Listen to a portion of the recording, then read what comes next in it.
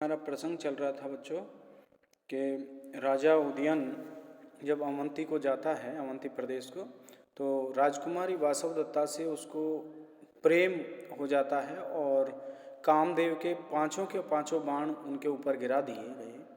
अब राजा सोचता है कि यदि कामदेव के 5 बाण हैं और वो पहले गिरा दिए गए तो अब ये फिर छठा बाण कहाँ से गिरा दिया गया, यानी कि उसको पद्मावती से प्रेम कैसे हो गया। तो ये हमारा प्रसंग कल चल रहा था। अब देखिए, विदूषक ऊर्ध्वम अवलोक ऊपर की ओर देख करके कुत्रनु खलु गता तत्र भवती पद्मावती, पद्मावती कहाँ चली गई। लता मंडपम गता भवेत, लता मंडप में गई होगी।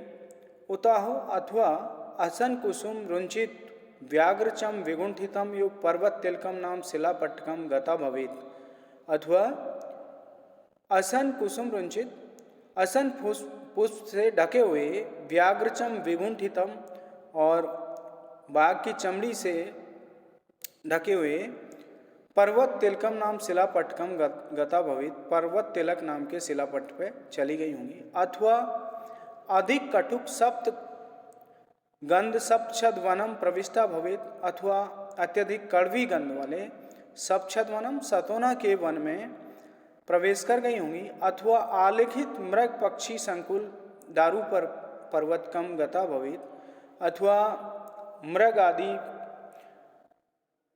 पशु पक्षियों से चित्रित दारू पर्वत पर चली गई होंगी।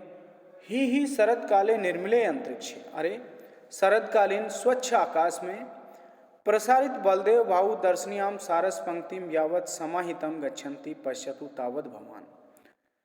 प्रसारित बलदेव बाहु दर्शनीय सारस पंक्ति, शरदकालीन निर्मले अंतरिक्ष, शरदकालीन स्वच्छ आकाश में भगवान बलराम के द्वारा फैलाई गई भुजा के समान दर्शनीयाम सारस पंक्ति यावत समाहितम गच्छन्ति, दर्शनीय देखने योग्य जो सारस की पंक्ति है वो किस तरह से, समाहितम का मतलब स्वच्छंदता पूर्वक, गच्छन्ति जा रही है, उड़ती जा रही है, पश्यतु तावत भगवान, महाराज आप उसको देखिए। अब देखिए, राजा कहता है वयस पश्यामी एनाम, इसको मैं देखता हूँ। अब राजा उसको किस रूप में देखता है इसका वर्णन इस श्लोक में किया गया है।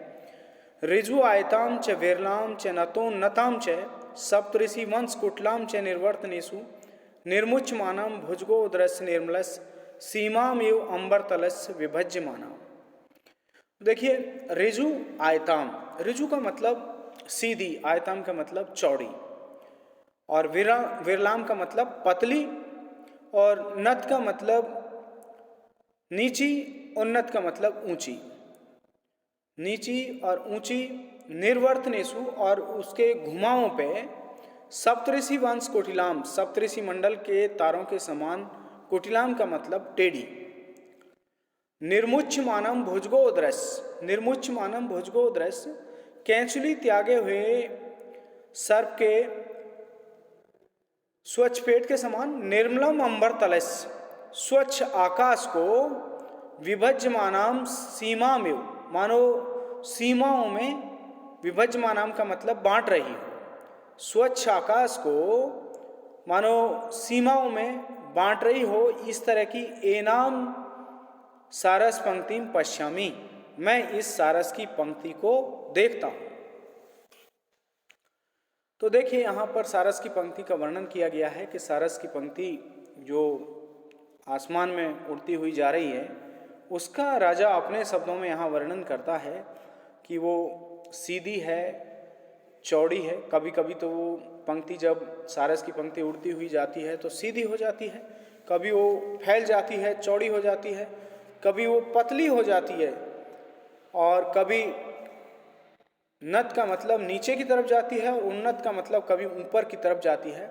और निर्वर्तनेशु, जो उसके घुमाव हैं उन पर सप्तऋषि वंश कुटिलाम, सप्तऋषि मंडल के तारों के समान वो टेढ़ी हो जाती है। तो इस तरह की वो सारस की पंक्ति है। अब उसकी देखिए यहाँ पर जो तुलना है वो किससे की गई है? निर्मुच्च मानम भुजगो दृश्य, कैंचुली त्यागे हुए सर्प के पेट के समान। कैंचुली त्यागा हुआ सर्प का पेट बिल्कुल साफ होता है। अंबर तलस विभज्यमानम सीमा में, ऐसे निर्मलस अंबर तलस स्वच्छ आकाश को विभज्यमानम सीमा में, बांटती हुई सीमाओं के समान सारस पंक्ति पश्यामी, मैं सारस की पंक्ति को देखता हूँ। तो यहाँ पर देखिए इसके अंतर्गत इसमें निर्मुच्च मानम भुजगो उदरस निर्मलस, कैंसली त्यागे हुए सर्प के पेट के समान, तो इसमें उपमा अलंकार है। और सीमा में इसमें उत्प्रेक्ष अलंकार है, मानो सीमाओं में विभक्त कर रही हो, तो इसमें उत्प्रेक्ष अलंकार होगा। संभावना में उत्प्रेक्ष साधर्मेण तरेण हुआ। और इसके अलावा जब हम पूरे पद को इसको देखते हैं तो इसमें सारस की पंक्ति का स्वाभाविक वर्णन किया गया है, तो इसमें स्वभावोक्ति अलंकार हो जाएगा। तो इस तरह से उपमा, उत्प्रेक्षा और स्वभावोक्ति, ये 3 अलंकार इसके अंतर्गत हैं। अब देखिए इसकी व्याकरणात्मक टिप्पणी देखते हैं। ऋज्वायतम ऋजुश्च आयतश्च, इसमें सारस की पंक्ति की विशेषता है, इसलिए कर्मधारय समास होगा। नतोन्नताम, नता च उन्नता च, इसमें भी कर्मधारय समास है। और निर्मुच्च मानम भुजगो दृश्य निर्मलस, तो निर्मुच्च मानम च असौ भुजगे, इसमें कर्मधारय समास है। तस्य उदरम, इसमें षष्ठी तत्पुरुष समास है। विभज्यमानम, वि उपसर्ग भज धातु सानच प्रत्यय, क्योंकि मान शेष है। और निर्मुच्च मानम, निरुपसर्ग मुच धातु और सानच प्रत्यय। इस तरह से इस श्लोक की व्याख्या है। अब आगे देखते हैं। इसमें वसंत तिल का छंद है। उक्ता वसंत तिल का तबजा जगौ गे।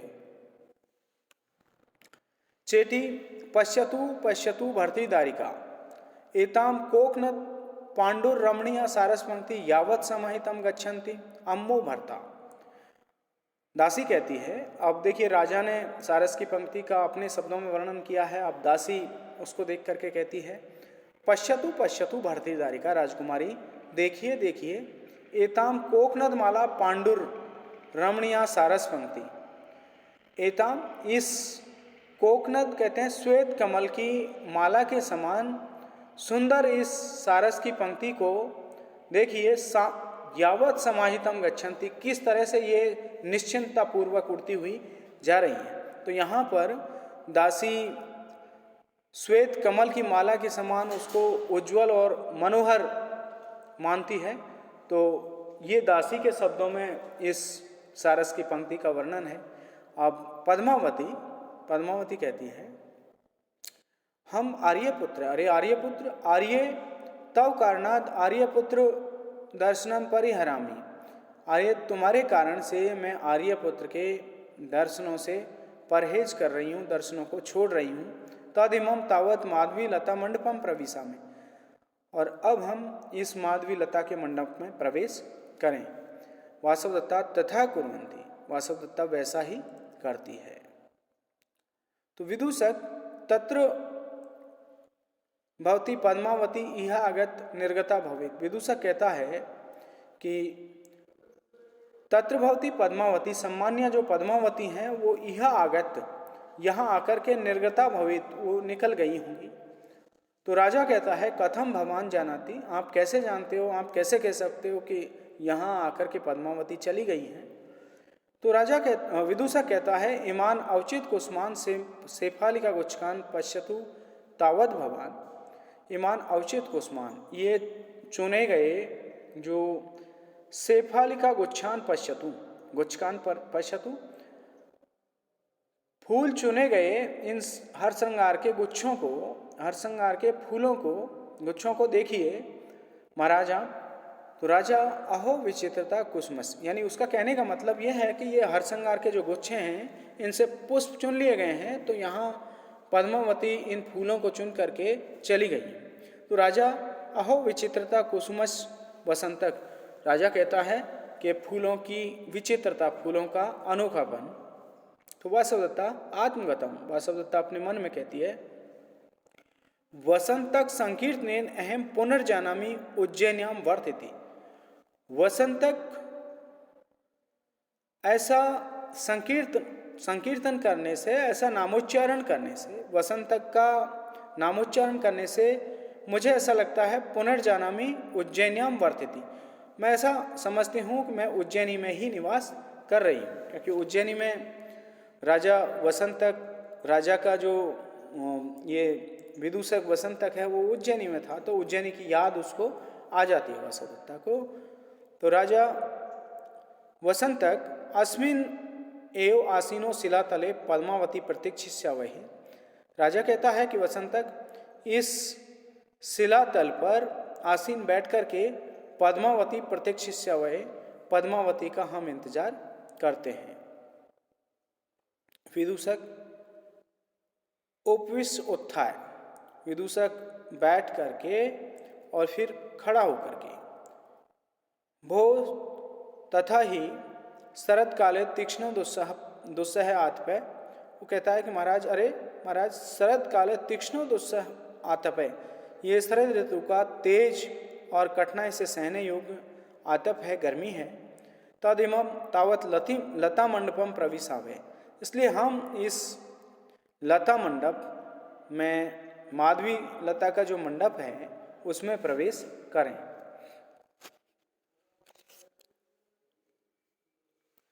तो राजा कहता है वाडम गच्छ अग्रतः, राजा कहता है कि अच्छा ठीक है, अग्रतः गच्छ, आगे चलिए।